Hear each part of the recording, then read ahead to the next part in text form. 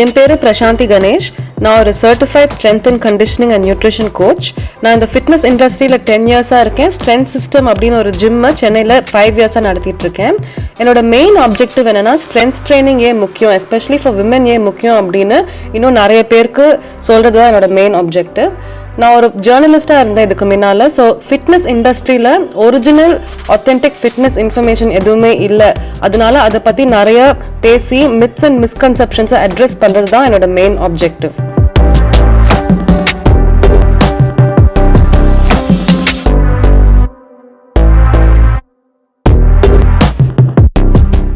ரொம்ப ஃபன்னியாக பயமுறுத்துவாங்க. நம்ம சிக்கன் பிரியாணி சாப்பிட்டா கேன்சர் வந்துடும், தயிர் சாதமும் முட்டையும் சாப்பிட்டா நம்ம உடனே செத்துருவோம். ரொம்ப விசிபிளாக பயமுறுத்தி விட்டுருவாங்க. எல்லாருமே அதை பார்த்து ரொம்ப பயந்துட்டு எங்ககிட்ட வந்து கேட்பாங்க, நாங்களும் வீகன்ஸாக மாறிடணுமா? 3 பேர் இருப்பாங்க, 3 பேருக்கு பர்கர்ஸ் கொடுப்பாங்க. அதில் 2 பேருக்கு வந்து நான்வெஜ் பர்கர் கொடுப்பாங்க, ஒருத்தவங்களுக்கு வந்து வெஜ் பர்கர் கொடுப்பாங்க. இந்தியன்ஸை ஸ்டீரியோ டைப் பண்ணி நம்ம ஒரு வெஜிடேரியன் கண்ட்ரி அப்படின்னு. ஆனால் நம்ம கவர்மெண்ட் ஸ்டாட்டிஸ்டிக்ஸ் எடுத்து பார்த்தாலே ஒரு 20 to 25% ஆஃப் பாப்புலேஷன் மட்டும்தான் வெஜிடேரியன்ஸ். அவங்க ஏன் ப்ரோட்டீன் பற்றி பேசுகிறாங்கன்னா, இப்போ எல்லாருக்குமே புரிய வருது ப்ரோட்டீன் தான் ரொம்ப முக்கியம் அப்படின்னு. நம்ம ஒரு கப் பால் 250 ml பாலில் கிடைக்கிற கால்சியம் வந்து நமக்கு கீரையிலேருந்து கிடைக்கணும்னா, ஒரு கப் பதிலாக நம்ம வந்து 5 cups ஆஃப் குக் ஸ்பினச் சாப்பிடணும். நம்ம கீரை சமைச்சா எவ்வளோ? டிவி, நியூஸ் பேப்பர் எல்லாத்துலேயும், இன்டர்நெட் எல்லாத்துலேயும் இன்றைக்கி வந்து மக்கள் என்ன சாப்பிட்ணும், எப்படி சாப்பிட்ணும், எப்படி ஹெல்த் கான்ஷியஸாக இருக்கணும் அப்படின்னு நிறையா கண்டென்ட் ப்ராப்பகண்டா போயிட்டுருக்கு. அந்த வரிசையில் இன்றைக்கி நம்ம அடிக்கடி கேட்குற ஒரு வார்த்தை, ஒரு பஸ் வேர்டு வந்து வீகனிசம்.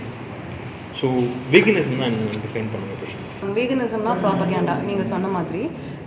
ஆனால் வீகனிசம்னா அவங்க வந்து ஆனிமல்ஸ்லேருந்து வர எந்த ப்ராடக்ட்ஸையும் சாப்பிட மாட்டாங்க, அவங்க லைஃப்பில் யூஸ் பண்ண மாட்டாங்க. ஸோ மீட், பால், முட்டை இதெல்லாம் அவங்க சாப்பிட மாட்டாங்க.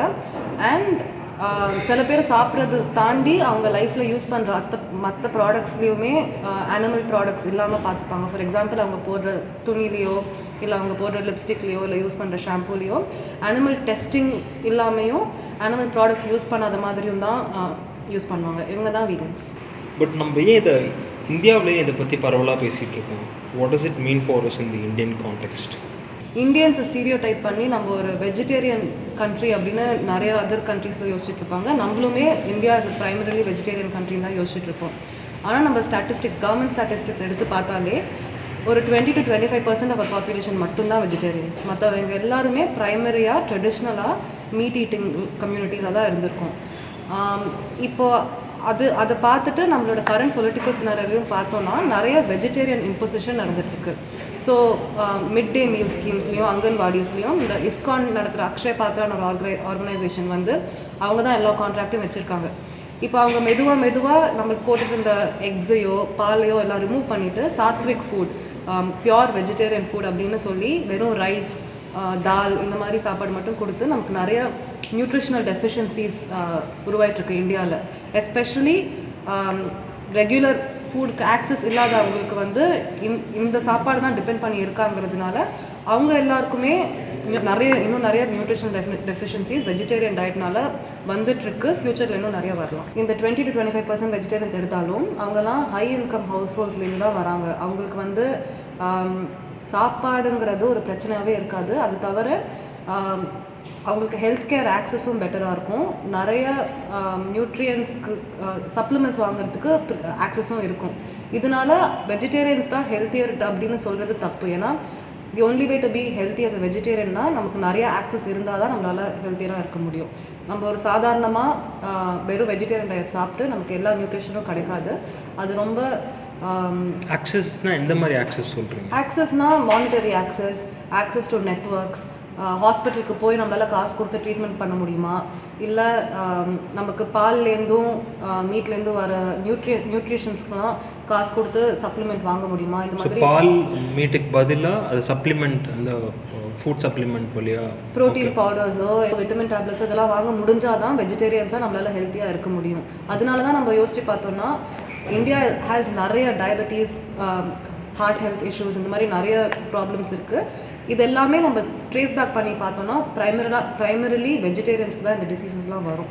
வெஜிடேரியனாக இருந்து இந்த டிசீஸ் வரலனா அப்படின்னா நீங்கள் வந்து மற்ற சப்ளிமெண்ட்ஸ்லாம் நிறைய எடுத்து தான் நம்ம ஹெல்த்தியாக இருக்க முடியும். சப்ளிமெண்ட்ஸ் எடுக்காமல் ரொம்ப கஷ்டம் ஹெல்த்தியாக இருக்கிறது வெஜிடேரியனாக. இன்றைக்கி நான் ஹெல்த் சம்மந்தமாக எந்த கண்டென்ட் பார்த்தாலும் இன்டர்நெட்டில் ஃபர்ஸ்ட் வந்து என்னை பயமுறுத்துகிறாங்க. நீங்கள் வந்து இதை சாப்பிட்டா கேன்சர் வந்துடும், இதை சாப்பிட்டா முடி கொட்டும். ஃபர்ஸ்ட் வந்து என்னை பயமுறுத்திட்டு தான் அவனோட ப்ராபகேண்டாவே ஸ்டார்ட் பண்ணுறான். ஸோ வீகன்ஸ் அந்த மாதிரி எப்படிலாம் பயமுறுத்துகிறாங்க? ரொம்ப ஃபன்னியாக பயமுறுத்துவாங்க. நம்ம சிக்கன் பிரியாணி சாப்பிட்டா கேன்சர் வந்துடும், தயிர் சாதமும் முட்டையும் சாப்பிட்டா நம்ம உடனே செத்துருவோம். இந்த மாதிரி ரொம்ப இர்ரேஷ்னலான ஃபியர்ஸ்லாம் நமக்கு சொல்லி கொடுத்து தான் அவங்களோட ப்ராப்பகேண்டாவே நமக்கு சொல்லி கொடுத்துட்ருக்காங்க. ஏன்னா பயமுறுத்தினா தான் நம்ம அவங்க சொல்கிறத சீரியஸாக எடுத்துப்போம். எஸ்பெஷலி ஹெல்த்துன்னு வந்துட்டால் நம்ம உடனே பயந்துருவோம். அதனால அவங்க சொல்கிறத நம்ம உண்மைன்னு நினச்சி உடனே அக்செப்ட் பண்ணிக்கிறதுனால அவங்க ஃபியர் ஆஸ் தேர் மெயின் டூலாக யூஸ் பண்ணி நிறைய ஹெல்த் சம்மந்தமாகவும் என்வாயன்மெண்ட் சம்மந்தமாகவும் அனிமல் டார்ச்சர் அந்த ஆங்கிள்லேருந்துமே நிறைய ஆங்கிள்ஸ்லேருந்து வீகனிசமை நம்மளோட கல்ச்சரில் அவங்க இன்ஃபில்ட்ரேட் பண்ணிகிட்ருக்காங்க. ஸோ என்னோடய ஃப்ரெண்டு ஒருத்தர், நாங்களும் ஒரு 10 இயர்ஸாக ரொம்ப க்ளோஸ் ஃப்ரெண்ட்ஸாக இருக்கோம். ஒன்றா வெளியே போய் எப்போவுமே சாப்பிடுவோம். ஸோ எங்களுக்கு வந்து வெளியில் போய் சிக்கன் மட்டன் மீட் சாப்பிட ரொம்ப பழக்கி விட்டதே அவர் தான், ஹோட்டல்ஸில் போய் சாப்பிட்றது.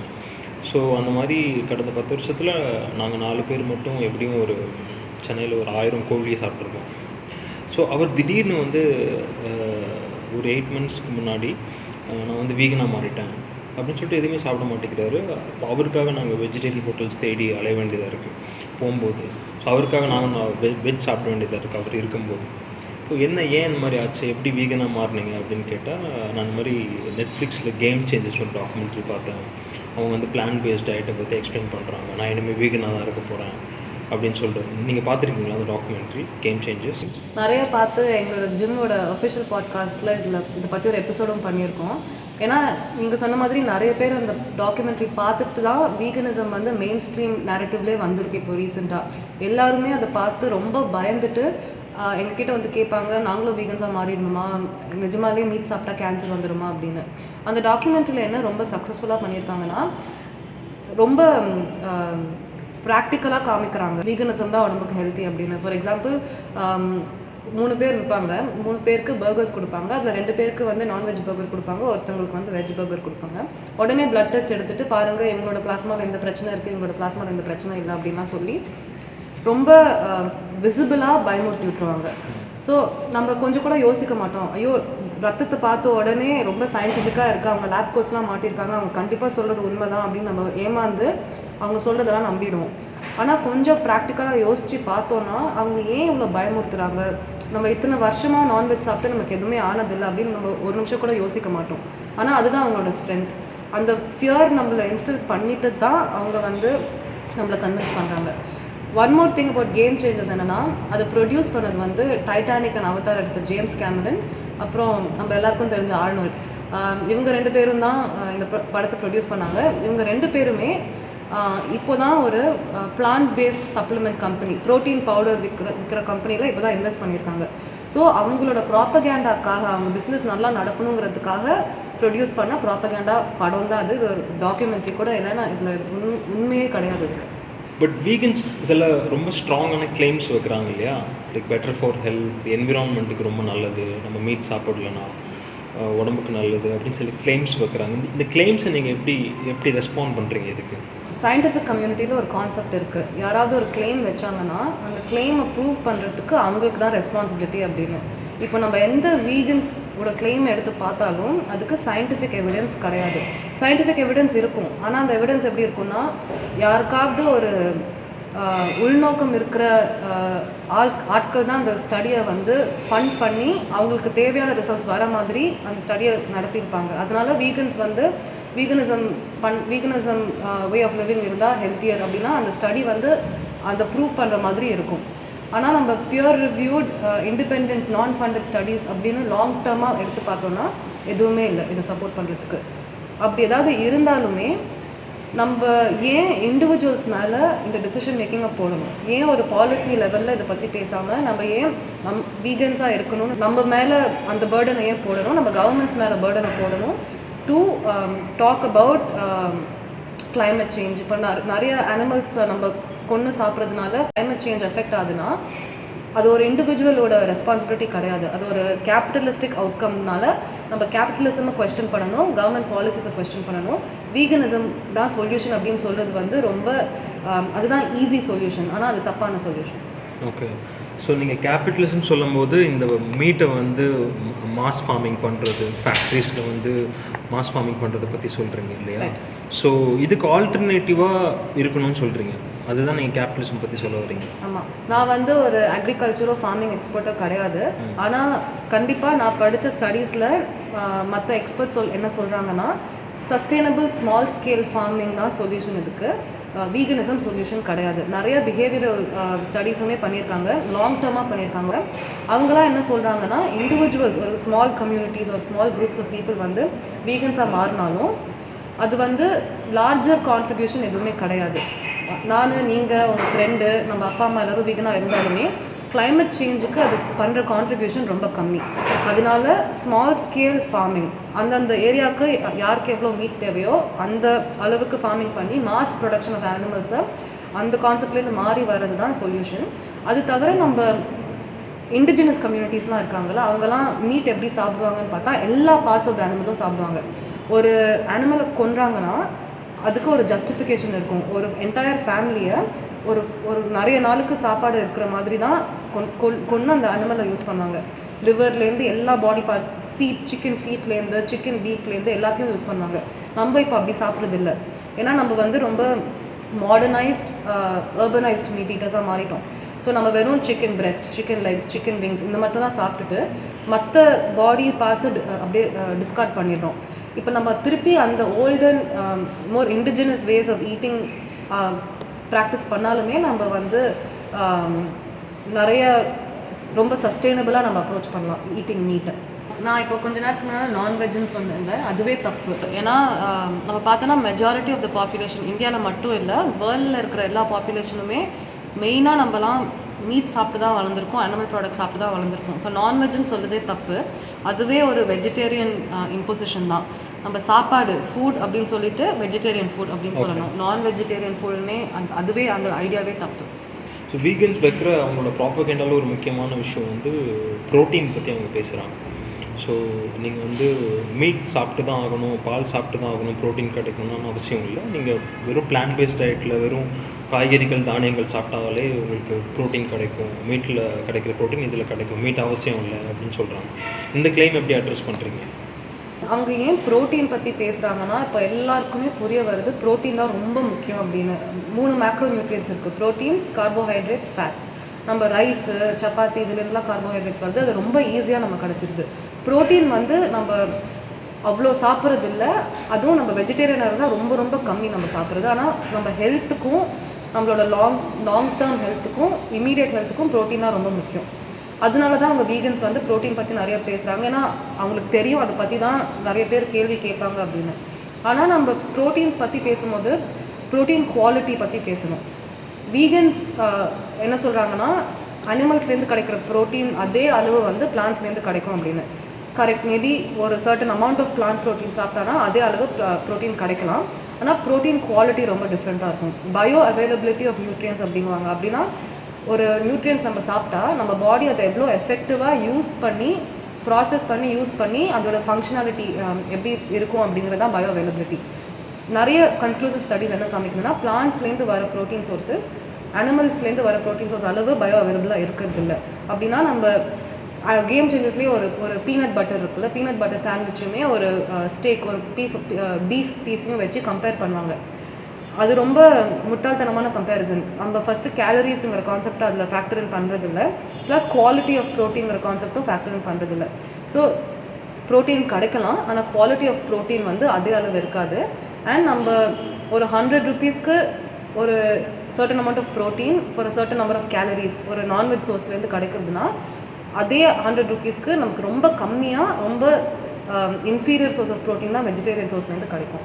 ஸோ நம்ம அது கம்பேரே பண்ண முடியாது, நம்ம பாடியும் அப்சர்வ் பண்ணாது. ப்ரோட்டீன் தவிர அது மேக்ரோ நியூட்ரியன்ஸ். மைக்ரோ நியூட்ரியன்ஸுங்கிறது வந்து விட்டமின்ஸ் அண்ட் மினரல்ஸ் நமக்கு வந்து யூஸ்வலாக வெஜிடபிள்ஸ்லேருந்து தான் கிடைக்கும். ஆனால் ரொம்ப ஸ்பெசிஃபிக்கான மைக்ரோ நியூட்ரியன்ஸ் வந்து அனிமல் சோர்ஸஸ்லேருந்து தான் கிடைக்கும். For example zinc, omega fatty acids அப்படிங்குவாங்க, அது வந்து ஃபிஷ்லேருந்து தான் ஜாஸ்தி கிடைக்கும். வெஜிடேரியன் சோர்சஸ்லேருந்து ஃப்ளாக்ஸ் சீட் அப்படின்லாம் சீவீட் அப்படின்லாம் இருக்கும். ஆனால் நம்ம எப்போது டெய்லி லைஃப்பில் ஃப்ளாக்ஸ் சீட் சீவீட்லாம் சாப்பிட்றோம், அது வாங்கி சாப்பிட்டாலும் ரொம்ப எக்ஸ்பென்சிவாக இருக்கும், நம்மளால் அது டெய்லி சாப்பிட முடியாது. ஸோ இந்த மாதிரி ரொம்ப இன்ஆக்சசிபிள் சாப்பாடில் தான் அந்த மைக்ரோ நியூட்ரியன்ஸ்லாம் கிடைக்கும் நமக்கு. ஸோ நிறைய டெஃபிஷியன்சிஸ் வந்துட்டுருக்கு. Vitamin B12, iron, zinc, omega fatty acids இதெல்லாமே நம்ம பிரெயின் ஃபங்க்ஷன்லேருந்து டைஜஷன்லேருந்து மெட்டபாலிசம்லேருந்து மற்ற ஹார்மோன்ஸ்லாம் ஒர்க் பண்ணுறதுலேருந்து எல்லாத்துக்கும் ரொம்ப முக்கியம். பிளட் டெஸ்ட் எடுத்து பார்த்தாலும் இப்போ எந்த பிரச்சனையும் தெரியலனாலும் ஃப்யூச்சரில் இது வந்து டயபெட்டிஸாவோ இல்லை தைராய்டு டிஸார்டராவோ இல்லை விமென்க்கு வந்து பாலிசிஸ்டிக் ஓவேரியன் சிண்ட்ரோமோ இந்த மாதிரி நிறைய டைப்ஸில் மேனிஃபெஸ்ட் ஆகும். வீகன்ஸ் திருப்பி சொல்லுவாங்க பிளான்ட் சோர்சஸ்லேருந்தே நமக்கு வந்து அயர்ன் கிடைக்கலாம் அப்படின்னு. ஆனால் நமக்கு வந்து கால்சியம் பெட்டர் எக்ஸாம்பிள், நம்ம ஒரு கப் பால் 250 ml பாலில் கிடைக்கிற கால்சியம் வந்து நமக்கு கீரையிலேருந்து கிடைக்கணும்னா ஒரு கப் ஒரு கப் பதிலாக நம்ம வந்து 5 cups ஆஃப் குக் ஸ்பினச் சாப்பிடணும். நம்ம கீரை சமைச்சா எவ்வளோ சுருங்கிடும், அந்த மாதிரி சமைச்ச கீரையை 5 cups சாப்பிடணும்னா ஒரு நாளைக்கு நம்ம எவ்வளோ கீரை சாப்பிடணும், டெய்லி எத்தனை பேருக்கு எவ்வளோ கீரை போகும்னு நம்ம யோசிச்சு பார்க்கலாம். ஸோ அது ரொம்ப தப்பான அண்டர்ஸ்டாண்டிங், அந்த டெஃபிஷியன்சிஸ் எதுவும் வராது அப்படின்னு. அகெயின் வீகன்ஸ் நான் சொன்ன மாதிரி இவங்க எல்லாருமே டயட்டரி சப்ளிமெண்ட்ஸ் வாங்கி சாப்பிட்டுக்கலாம். B12 டேப்லெட் சாப்பிட்டுக்கலாம், இல்லை அயர்ன் டேப்லெட் சாப்பிட்டுக்கலாம், இல்லை கால்சியம் டேப்லெட் சாப்பிட்டுக்கலாம். அது நமக்கு ரொம்ப எக்ஸ்பென்சிவான ரொம்ப காஸ்ட்லியான விஷயமா இருக்கும். எல்லாராலையும் அதை பண்ணி ஹெல்த்தியாக இருக்க முடியாது. ஸோ வீகனிசம் தப்பு, பிளான் பேஸ்ட் டயட்டு தப்புனா what is the best way to eat? எந்த டயட்டை வந்து நான் ஃபாலோ பண்ணுறது? அதுதான் ரொம்ப ஈஸியான ரெஸ்பான்ஸே அதுதான். ஏன்னா வீகன்ஸ் தப்பு கிடையாது. ஏன்னா அவங்க சொல்கிறாங்க இன்னும் நிறைய வெஜிடபிள்ஸ் சாப்பிடுங்க, இன்னும் நல்லா ஃப்ரூட்ஸ் சாப்பிடுங்க, ஹோல் அன்ப்ராசஸ்ட் ஃபுட்ஸ் சாப்பிடுங்க, இதெல்லாமே கரெக்ட் தான். ஆனால் நம்ம நிறைய வெஜிடபிள்ஸும் சாப்பிட்டு ஃப்ரூட்ஸும் சாப்பிட்டு ப்ரோட்டீன் அண்ட் அனிமல் ப்ராடக்ட்ஸையும் சாப்பிட்டா அந்த ஆம்னிவோரஸ் டயட் அப்படிங்குவாங்க. அது அப்படி தான் நம்ம ட்ரெடிஷ்னலாக ஹெல்த்தி பாப்புலேஷன்ஸ்லாம் அந்த omnivorous diet combination of animal foods and plant foods combine பண்ணி சாப்பிட்டு தான் நம்ம ஹெல்த்தியாக வந்துட்ருக்கோம். ஸோ நம்ம டெய்லி நம்ம சாப்பிட்றதுல எல்லா மீல்ஸ்லேயும் ஏதாவது ப்ரோட்டீன் இருந்துட்டு ஏதாவது வெஜிடபிள்ஸ் இருந்துட்டு அப்பப்போ கொஞ்சம் ஃப்ரூட்ஸ் சாப்பிட்டா நம்ம ரொம்ப ரொம்ப ஹெல்த்தியாக இருக்கும். ஸோ ஒரு ரொம்ப ஃப்ளெக்சிபிளான பேலன்ஸ் டயட் தான் நமக்கு லாங் டேர்ம் ஹெல்த்தியும் என்வாயன்மெண்ட்டுக்கு சேஃபாகவும் இருக்கும். ப்ளஸ் ஒரு பர்டிகுலர் கம்யூனிட்டி ஆஃப் பீப்புளை வந்து நாங்கள் சொல்கிற மாதிரி தான் நீங்கள் சாப்பிடணும் அப்படின்னு சொல்லாமையும் இருக்கும். ஸோ ஒரு பேலன்ஸ்ட் நியூட்ரிஷியஸ் டயட் தான் பெஸ்ட் வே ஆஃப் ஈட்டிங். நான் இந்த வீடியோவில் எந்த விஷயத்தை பற்றி பேசியிருந்தாலும் அதுக்கு தேவையான எவிடன்ஸ் அண்ட் ரீசர்ச் பேப்பர்ஸ் எங்கள் டிஸ்கிரிப்ஷன் பாக்ஸில் லிஸ்ட் பண்ணியிருக்கோம். உங்களுக்கு இதை பற்றி இன்னும் தெரிஞ்சுக்கணும்னு ஆசையாக இருந்துச்சுன்னா நீங்கள் போய் டிஸ்கிரிப்ஷன் பாக்ஸில் அந்த லிங்க்ஸ்லாம் கிளிக் பண்ணி நீங்கள் படிச்சுக்கலாம். சமூகம், சினிமா, கலை, அரசியல் பற்றின இன்ட்ரெஸ்டிங்கான வீடியோஸ் பார்க்க நீலம் யூடியூப் சேனலுக்கு சப்ஸ்கிரைப் பண்ணுங்கள். புது வீடியோஸ் பற்றின நோட்டிஃபிகேஷன்ஸ்க்கு பெல் ஐக்கானை ப்ரெஸ் பண்ணுங்கள்.